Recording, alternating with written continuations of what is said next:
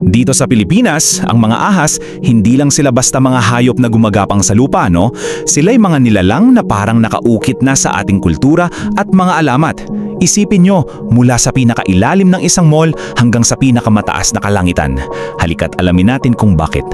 Okay, isipin nyo to. Paano kung yung mga halimaw na naririnig lang natin sa mga kwento ng lola natin, hindi na pala sa gubat nakatira? Paano kung nasa ilalim na pala ng paborito nating shopping mall? Dito tayo magsisimula, sa isang urban legend na talagang kumalat at kinatakutan ng napakaraming Pilipino. Ito yung sikat na urban legend ng Robinsons, di ba?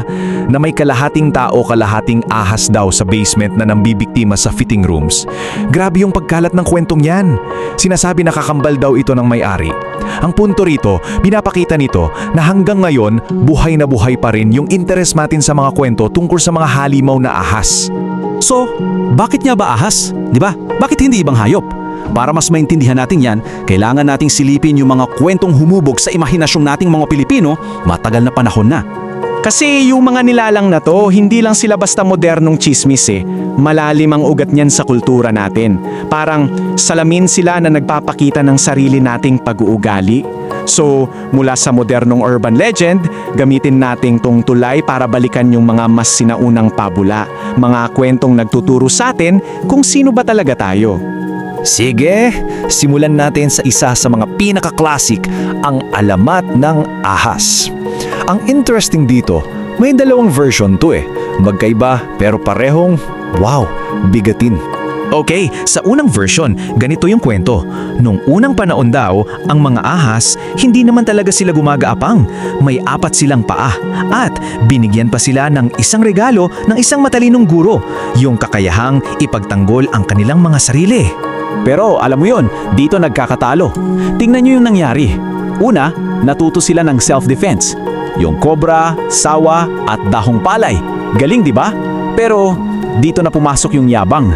Binaliwala nila yung babala ng guro nila at ginamit yung galing nila para mang-api. Ayun, naghasik sila ng lagim sa buong kagubatan. Inatake lahat kahit leon at elepante. So ano nangyari? Yung guro nila, pinarusahan sila. Tinanggal yung mga paa nila at yun, napilitan silang gumapang habang buhay. Dito natin makikita talaga kung paanong ang isang biyaya kapag inabuso ay pwedeng maging isang sumpa.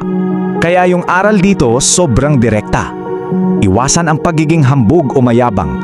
Wala itang mabuting idudulot, sa halip ay makasisira pa ito sa ating pagtatao.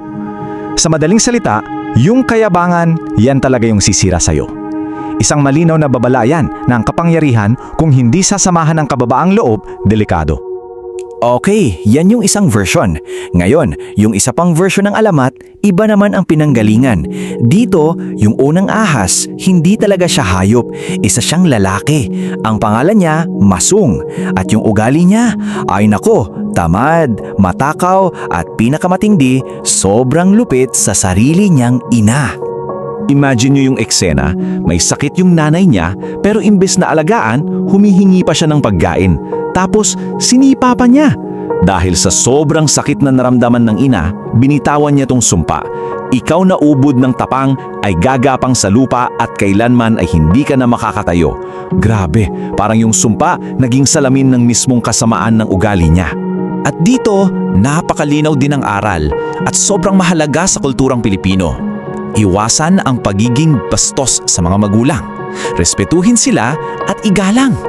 Isa itong taalala na yung paggalang sa magulang, hindi yan basta-basta.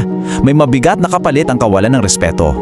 Okay, so nakita natin yung dalawang kwento, parehong may aral. Pero hindi lang yan ang silbi ng mga alamat na to. Nagsisilbi rin silang paliwanag para maintindihan natin yung mundo sa paligid natin. Ang tawag nga sa mga to ay mga origin myth o alamat ng pagmulan. Alam niyo yon, yung mga kwentong sumasagot sa tanong na, bakit? Hindi lang bakit masama ang maging mayabang, kundi bakit gumagapang ang ahas o bakit ganito ang itsura ng isang bagay. Parang science na mga ninuno natin. Halimbawa, yung unang alamat na tiningnan natin, di ba? Perfect example yan. Nagpapaliwanag ito ng isang bagay na nakikita natin sa nature.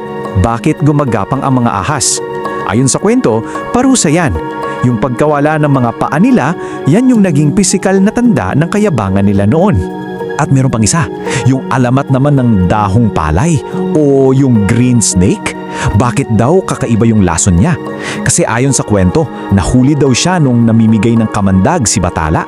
Ang naabutan na lang niya yung tira-tira sa isang tabo. So ang ginawa niya, pinahid na lang niya sa balat niya. Ang galing, di ba? Isang napaka-specific na detalye na ang lason ay nasa balat at hindi sa pangil. Binigyan ng kwento. Ganyan kayaman ang ating folklore. Okay, so galing tayo sa mga ahas na gumagapang sa lupa, di ba? Mga kwentong tungkol sa moralidad. Ngayon, i-zoom out natin yung tingin natin. Lumayo tayo sa lupa at tumingala sa langit dahil may isa pang serpente doon. At hindi to basta-basta dahil ang kalaban niya, yung buwan mismo. Kilalanin natin si Bakunawa, isang dambuhala, parang dragon na nakatira sa dagat. At ang mahalagang tandaan dito, hindi siya tulad ng mga ahas kanina na pinarusahan dahil sa masamang ugali. Hindi iba to. Siya ay isang parang primordial force. Isang sinaunang nilalang na sobrang lakas. Kayang-kaya niyang lunukin ang buwan. Ang kwento niya ay hindi tungkol sa tama at mali, kundi tungkol sa pagpapaliwanag ng isang nakakatakot na phenomenon, ang lunar eclipse. At ang ganda ng pinagmulan ng alamat na to kasi para tayong detective na tinitignan kung paano nabuo yung kwento. Imagine nyo yung mga sinaunang Ilonggo nakatingala sa langit gabi-gabi. Ang paniniwala nila, 7 yung buwan na nilikha ni Makaako. Tapos isang gabi, boom, biglang nawala yung isa. Tapos bumalik. Anong iisipin mo, di ba? Nakakatakot. Kaya para ipaliwanag yung misteryong yun, doon isinilang yung kwento ng Bakunawa na kumakain ng buwan. At dito, yung isa pang malaking pagkakaiba, para labanan yung Bakunawa, hindi sila nagkukwento ng moral lesson. Anong gagawin ng aral sa isang dragon na kinakain yung buwan, di ba? Instead, nagsagawa sila ng ritual. Yung buong komunidad, lalabas sila, mag-iingay, papaluin yung mga kaldero, yung mga tambol, lahat. Para ano? Para magulat yung Bakunawa at mailuwan niya pabalik yung buwan. So hindi ito tungkol sa pagbabago ng ugali, kundi tungkol sa sama-samang pagkilos para harapin ang isang banta. So ayan, may dalawa tayong uri ng serpente sa mga kwento natin. Isa sa lupa, isa sa langit. Pagtabihin nga natin sila sandali para makita natin ng malinaw kung ano talaga ang pinagkaiba at kinakatawan ng bawat isa. So tingnan natin, yung ahas sa pabula, di ba? Nasa lupa lang siya, mortal. Habang si Bakunawa, cosmic, sinauna. Yung ahas sa pabula, pinarusahan dahil sa ugali niya. Si Bakunawa, hindi, natural force lang siya. Kaya yung aral sa pabula tungkol sa social values, kung paano tayo dapat kumilos sa lipunan. Ang kwento naman ni Bakunawa, nagpapaliwanag ng isang cosmic event, ng eclipse. Ang unang ahas, kumukontrol sa pag-uugali natin. Si Bakunawa, nangangailangan ng ritual para harapin. So kitang-kita yung pagkakaiba, no? Ang isang serpente tumutulong sa atin na ayusin ang ating sarili. Yung isa naman, tinutulungan tayong harapin ang takot natin sa mga bagay na hindi natin kontrolado sa kalawakan. Kaya kung iisipin natin, grabe no, ang ahas sa folklore nating mga Pilipino, hindi lang siya isang bagay. Sobrang powerful at flexible ng pagiging simbolo niya. Pwede siyang maging simbolo ng lakas at proteksyon para sa mga mandirigma natin noon. Pwede siyang maging mahiwagang tagapagbantay para sa mga diwata tulad ni Maria Makiling. Minsan, siya yung nagiging katawan ng mga spirito ng ating mga ninuno.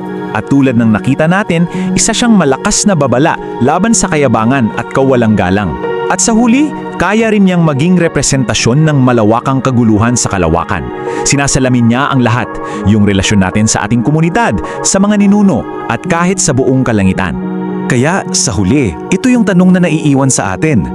Yung mga halimaw ba at mga urban legend na kinukwento natin ngayon, ano kayang sinasabi nila tungkol sa mga takot na sinusubukan nating harapin sa panahon ngayon? Dahil ang totoo niyan, lahat ng mga kwentong ito, mula sa ahas sa mall hanggang sa dragon na kumakain ng buwan, sinauna man o moderno, lahat sila ay parang salamin. Sa huli, hindi lang sila tungkol sa mga halimaw, tungkol talaga sila sa atin.